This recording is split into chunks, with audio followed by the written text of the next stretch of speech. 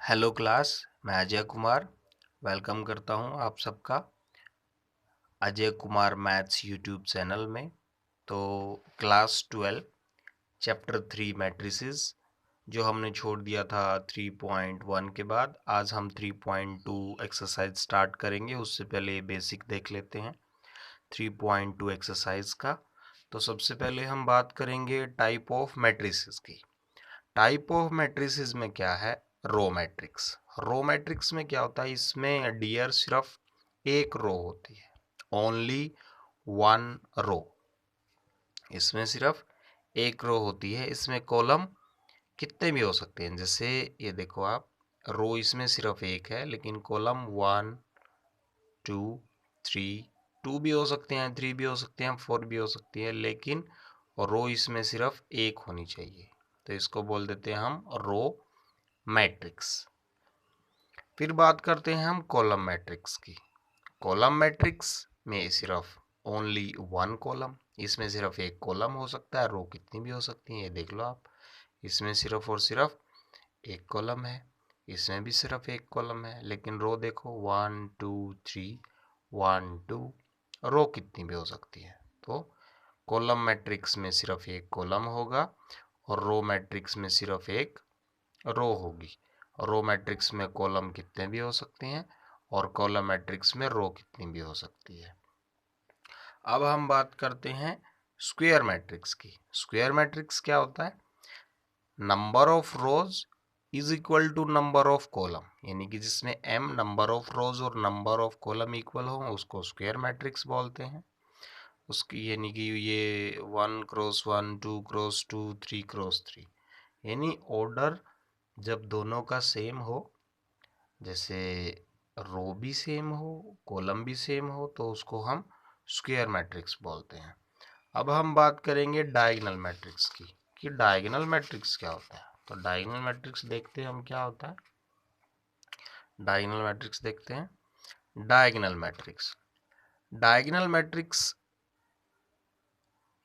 Only possible in square matrix. Diagonal matrix देखने के लिए सबसे पहली जो कंडीशन है वो ये है कि डायगोनल मैट्रिक्स होगा कि नहीं होगा, लेकिन वो स्क्वायर मैट्रिक्स ज़रूर होना चाहिए। अगर वो स्क्वायर मैट्रिक्स नहीं है तो वो डायगोनल मैट्रिक्स कभी भी नहीं हो सकता। क्योंकि ये देखो आप, अगर आप डायगोनल मतलब आपने छोटी क्लासों में देखे होंगे, कोई भी शेप होती थी, जैसे ये है एक स्क्वायर है, इसका डायगोनल ये होता है, ये होता है। रेक्टेंगल ये है, इसका डायगोनल ये होता है। तो आप अगर यहाँ से चलेंगे तो ये सिर्फ ये देखो, ये तो आया ही नहीं इसके अंदर। तो ये डायगोनल मैट्रिक्स के कंडीशन इस पे अप्लाई नहीं होगी, क्योंकि इसका ऑर्डर क्या है, इसमें 2 रो हैं और 3 इसमें कॉलम है, 1 2 3। तो इसका हुआ 2 क्रॉस 3, यानी कि ये एक स्क्वायर मैट्रिक्स नहीं है। तो स्क्वायर मैट्रिक्स नहीं है तो ये बिल्कुल भी डायगोनल मैट्रिक्स बन नहीं सकता। तो डायगोनल मैट्रिक्स होने के लिए आप सबसे पहले ये चेक करो कि वो स्क्वायर मैट्रिक्स है कि नहीं। चलो अभी ये देखते हैं। इसमें 3 रोज हैं और 3 कॉलम है, तो इसका जो ऑर्डर है वो 3 क्रॉस 3 है, यानी कि ये डायगोनल मैट्रिक्स बन सकता है। तो ये देखो, ये भी डायगोनल होता है और ये भी डायगोनल होता है। ये जो डायगोनल होता है, जो यहाँ A11 से स्टार्ट होता है और A33 पे ख़त्म होता है, उसको बोलते हैं प्रिंसिपल डायगोनल। और जो यहाँ A13 से स्टार्ट, सॉरी, कि कहीं से भी लगा लो, यहाँ से स्टार्ट होता है या यहाँ से, इसको बोलते हैं सेकेंडरी डायगोनल। बट ये हमारे सिलेबस में नहीं है, लेकिन इसको डियर हम सेकेंडरी डायगोनल बोलते हैं, लेकिन ये हमारे सिलेबस में नहीं है। हम जब भी डायगोनल मैट्रिक्स की बात करेंगे हम सिर्फ इसकी बात करेंगे, और ये इसको बोलते हैं प्रिंसिपल डायगोनल। उसमें नाम नहीं लिखा हो बुक में प्रिंसिपल डायगोनल है, ये सीधा वो डायगोनल मैट्रिक्स की बात करेगा, तो यानी कि हम उसमें जो डायगोनल की बात करेंगे वो ये ही डायगोनल होगा, ये होगा ही नहीं, क्योंकि ये हमारे सिलेबस में ही नहीं है, तो वो इसकी बारे में बात नहीं करेंगे। जैसे एग्जांपल है, ये 2 क्रॉस 2 का मैट्रिक्स है, तो जो इसमें डायगोनल है वो क्या है, 3 4। और ये है, ये इसमें डायगोनल क्या है, 2 4 5। जो डायगोनल जो मैट्रिक्स होते हैं उसके अंदर जो डायगोनल एलिमेंट है उनको छोड़ के जो बाकी के जो एलिमेंट होते हैं वो सारे के सारे जीरो होते हैं। इसमें जीरो क्यों नहीं लिखे मैंने, क्योंकि ये तो जस्ट एक एग्जांपल था आपको ये बताने के लिए कि ये डायगोनल होते हैं। ओके डियर, डायगोनल जो मैट्रिक्स है उसमें इन जो डायगोनल एलिमेंट है उनको छोड़ के जो बाकी जितने भी एलिमेंट रहते हैं वो सारे के सारे जीरो रहते हैं। इस मैट्रिक्स को हम ऐसे भी लिख सकते हैं, ए इज इक्वल टू डायगोनल 3 4, इसका मतलब यही है। और इन दो एलिमेंट से हमें इसका ऑर्डर पता चल जाएगा कि अगर दो एलिमेंट है तो 2 क्रॉस 2 होगा, तीन एलिमेंट है तो 3 क्रॉस 3 होगा, क्योंकि डायगोनल है तो जो मैट्रिक्स है वो स्क्वायर तो होगा ही, इसलिए इसका जो ऑर्डर है वो 3 क्रॉस 3 होगा। और इसको, इस मैट्रिक्स को हम ऐसे भी लिख सकते हैं और इस मैट्रिक्स को ऐसे भी लिख सकते हैं। डियर ये केवल हम डायगोनल मैट्रिक्स में लिख सकते हैं ऐसे, और किसी में भी हम ऐसे नहीं लिख सकते। तो अब हम बात करते हैं स्केलर मैट्रिक्स की। स्केलर मैट्रिक्स क्या होता है? जो डायगोनल एलिमेंट होते हैं विल बी सेम, अगर वो सारे के सारे सेम हो, जैसे हमने डायगोनल मैट्रिक्स में पढ़ा, यहाँ पे 3 4 था, यहाँ पे 2 4 5 था, अगर ये सारे के सारे सेम हो, जैसे यहाँ पे 3 3 है, यहाँ पे 5 5 5 5, तीनों 5 हैं और बाकी सारे तो जीरो है ही, यानी कि ये डायगोनल मैट्रिक्स तो है, लेकिन डायगोनल मैट्रिक्स कौन सा? Scalar matrix. जो स्केलर मैट्रिक्स है वो सब केस है डायगोनल मैट्रिक्स का, हम ये भी कह सकते हैं। क्यों? क्योंकि स्केलर मैट्रिक्स होने के लिए वो पहले डायगोनल मैट्रिक्स तो होना चाहिए कि नहीं। तो डायगोनल जो मैट्रिक्स है, अगर उसके सारे के सारे एलिमेंट सेम हो तो हम उसको स्केलर मैट्रिक्स बोल देते हैं। अब बात करते हैं हम आइडेंटिटी मैट्रिक्स की। We can say that unit matrix, identity matrix को हम यूनिट मैट्रिक्स भी बोल देते हैं।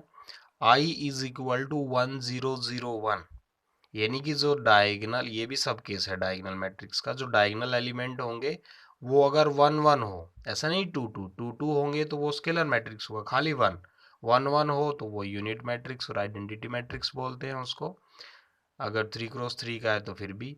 और सिर्फ आइडेंटिटी मैट्रिक्स और यूनिट मैट्रिक्स के केस में हम इनको ऐसे भी लिख सकते हैं, आई जो अगर 2 क्रॉस 2 का है तो उसको I2, 3 क्रॉस 3 का है तो उसको I3।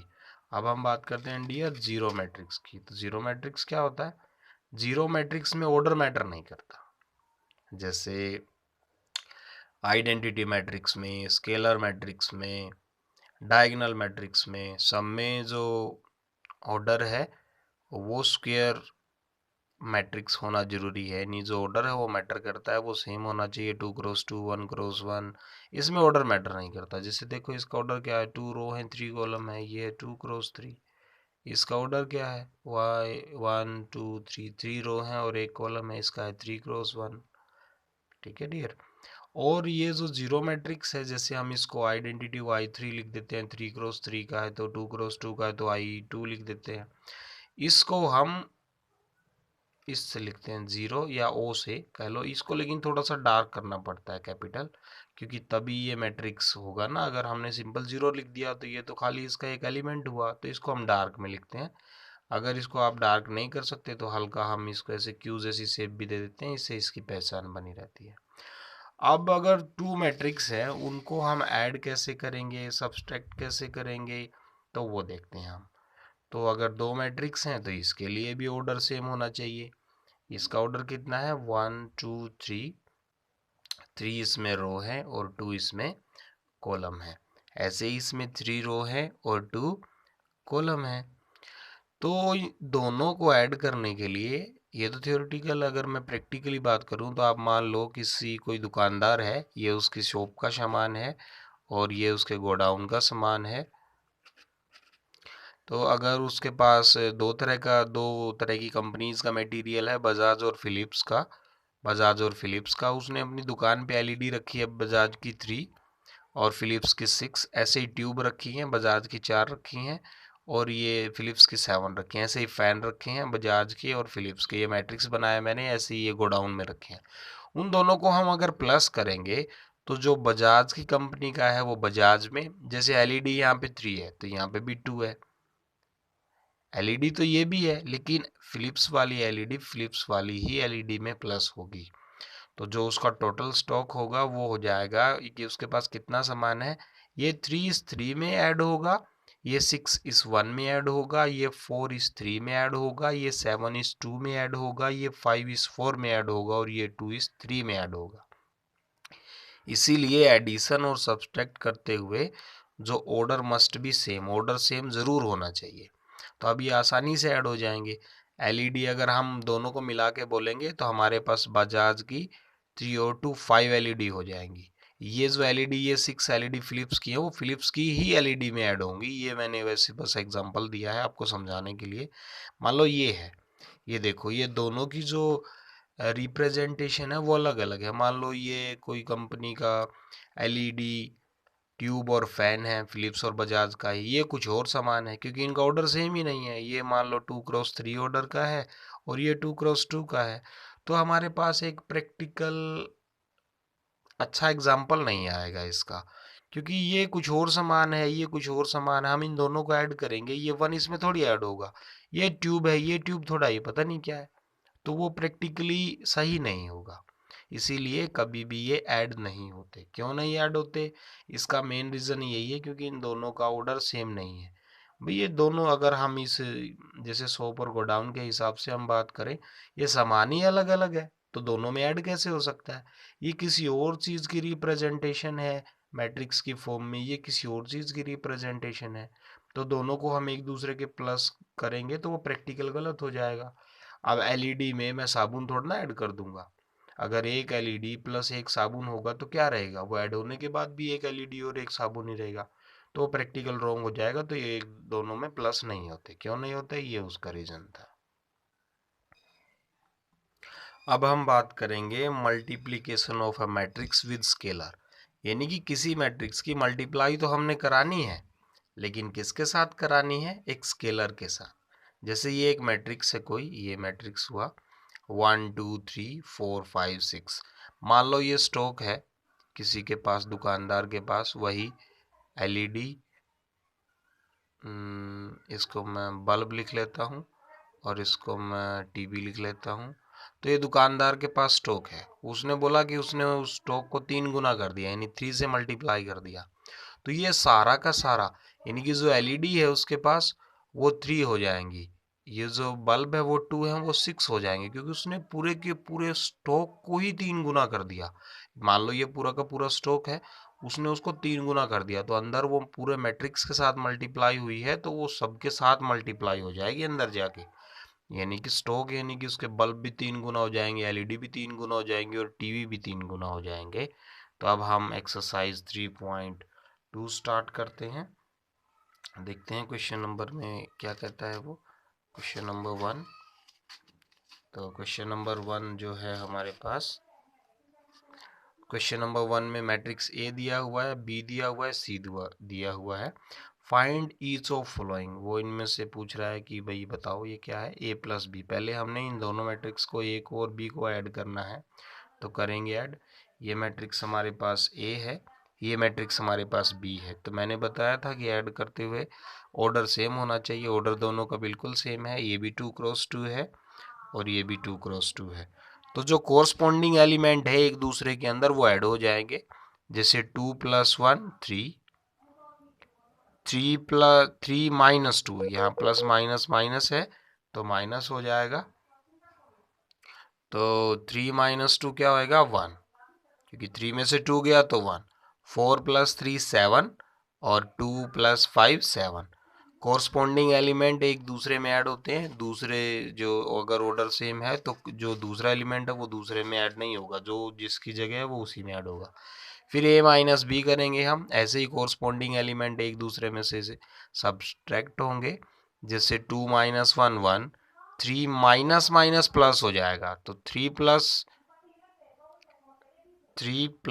2 5, 4 - 3 1 और 2 - 5 -3, तो ऐसे सब्ट्रैक्ट हो गया।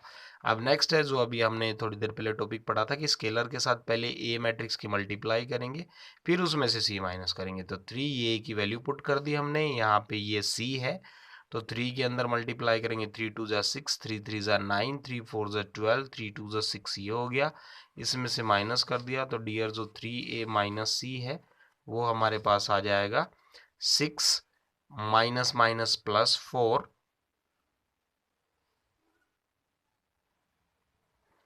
तो डियर देखो 6 minus minus plus 2, 6 plus 2 8, 9 minus 3 6, 12 minus 5 7 और 6 माइनस 4 2। तो ये हमारा 3a माइनस सी का आंसर आ गया।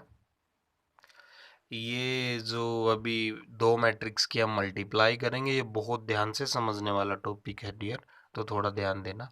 अभी तक हमने स्केलर की मल्टीप्लाई मैट्रिक्स के साथ पढ़ी है, मैट्रिक्स की मल्टीप्लाई मैट्रिक्स के साथ कैसे होती है वो नहीं पढ़ा। तो देखो, ये मैट्रिक्स ए है, ये मैट्रिक्स बी है, तो इन दोनों मैट्रिक्स की हमने आपस में मल्टीप्लाई करनी है। तो वो कैसे करेंगे मल्टीप्लाई? देखो, कुछ नहीं करना डियर, बहुत आसान है। अब जो पहला मैट्रिक्स है ये वाला, उसको रो में डिवाइड कर लो हमेशा। ये हमने रो में डिवाइड कर लिया। दूसरे मैट्रिक्स को आप कॉलम में डिवाइड कर लो, ये हमने कॉलम में डिवाइड कर लिया।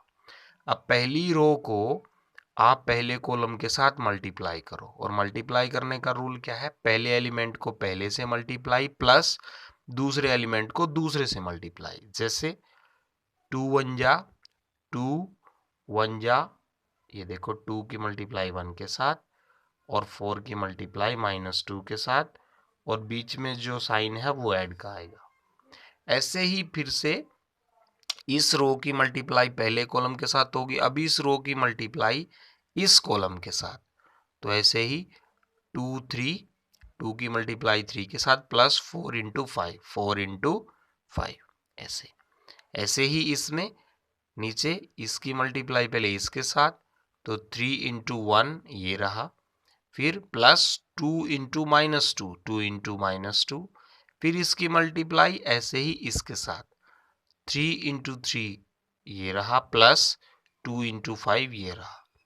तो डियर ये बहुत आसान है, सिर्फ प्रैक्टिस की ज़रूरत है। एक दो बार आप करके देखोगे तो हो जाएगा।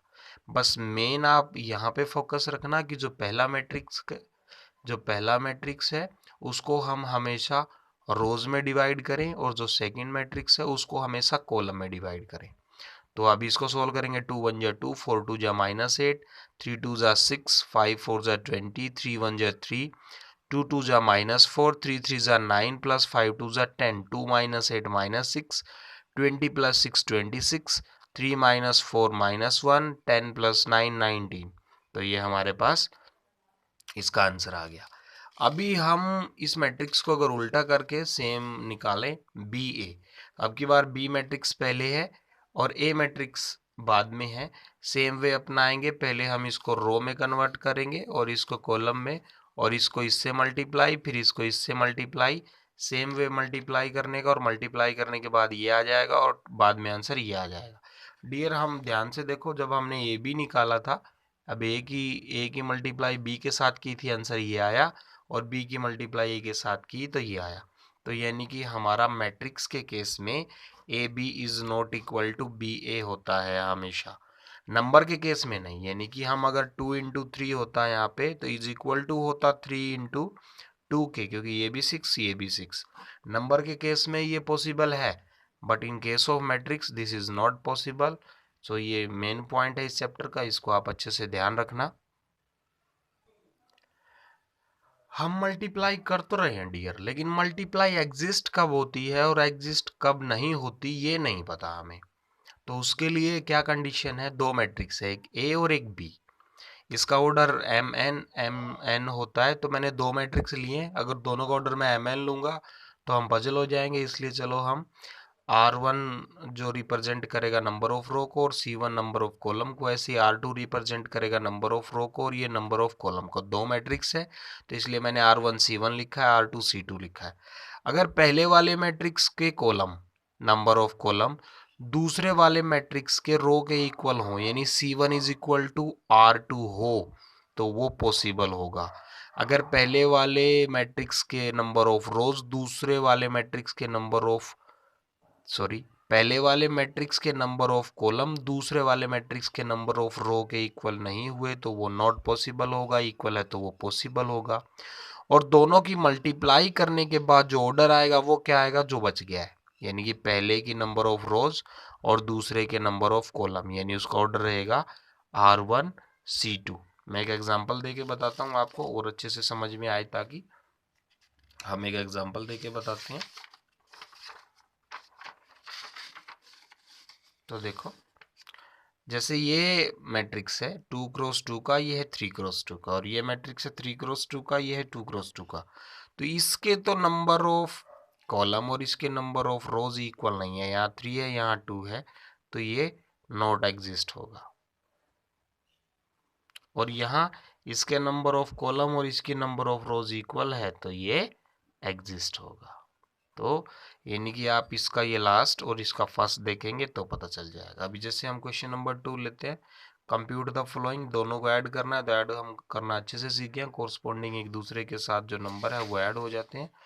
ए, ये पहला पार्ट है इसका, ए में ये ऐड होगा तो 2a minus B plus B 0, B plus B 2b, A plus A 2a, ऐसे ही ये इसमें ये ऐड हो जाएगा, इसमें ये ऐड हो जाएगा। बस आपको ऑर्डर देखना है कि दोनों का सेम है कि नहीं, और ऑर्डर इसका भी 2 क्रॉस 2 है, इसका भी 2 क्रॉस 2।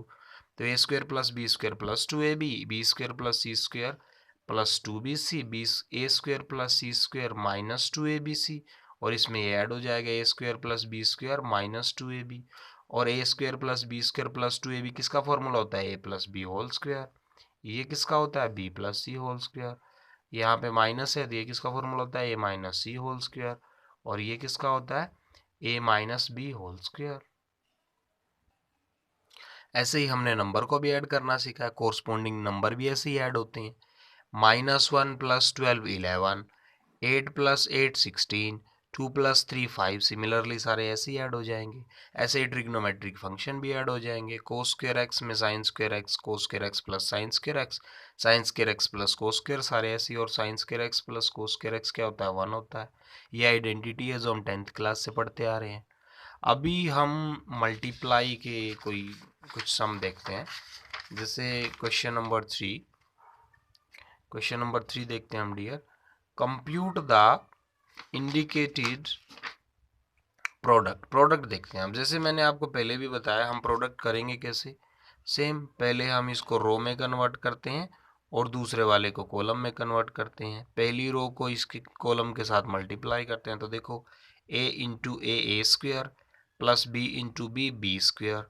ऐसे ही फिर इसको हम इसके साथ करते हैं, a into minus A B into A B. ऐसे ही फिर इसको इसके साथ करते हैं, माइनस बी ए बी, बीच में प्लस का साइन, फिर इसको इसके साथ करते हैं, माइनस बी बी स्क्वायर, ए स्क्वायर, बीच में प्लस का साइन, ये जीरो हो जाएगा, ये जीरो हो जाएगा, minus A B plus A B zero, minus A B plus A B zero.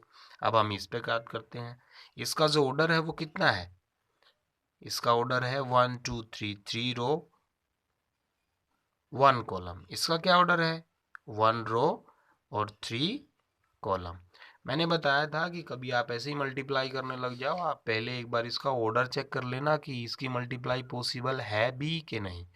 तो मैंने बोला था कि नंबर ऑफ रोज पहले मैट्रिक्स के और दूसरे के, सॉरी, नंबर ऑफ कॉलम पहले मैट्रिक्स के और दूसरे के नंबर ऑफ रोज बराबर होने चाहिए। यहाँ पे भी 1 है, यहाँ पे भी 1 है, तो ईजिली मल्टीप्लाई हो जाएगा। तो करो, पहले इसको हम कॉलम में, सॉरी, रो में डिवाइड करेंगे और इसको हम कॉलम में करेंगे, फिर मल्टीप्लाई होएगी।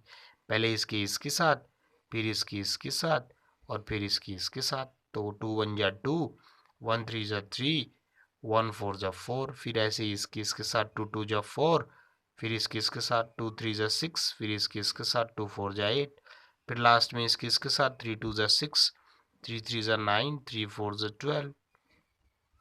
ऐसे हो गया मल्टीप्लाई। तो आप सबसे पहले ऑर्डर चेक करेंगे कि जो ऑर्डर है उसमें जो कंडीशन है, पहले के नंबर ऑफ कॉलम और दूसरे के नंबर ऑफ रोज इक्वल हैं, तो प्रोडक्ट तभी पॉसिबल होगी, वरना पॉसिबल नहीं होगी। और जो हमारे पास जो न्यू मैट्रिक्स आएगा, जो इनका ऑर्डर बच गया, उसका ऑर्डर वो होगा, जैसे यहाँ पे 3 और ये 3, तो इसका ऑर्डर हो जाएगा 3 क्रॉस 3 आफ्टर मल्टीप्लीकेशन। अगर आपका ऑर्डर कुछ और आता है तो मीन्स आपने जो मल्टीप्लाई है वो गलत की है। तो जो इसके अगले नेक्स्ट क्वेश्चन है गाइस, आप ट्राई करना, नहीं तो मैं नेक्स्ट लेक्चर में करवा दूंगा। Okay, thank you.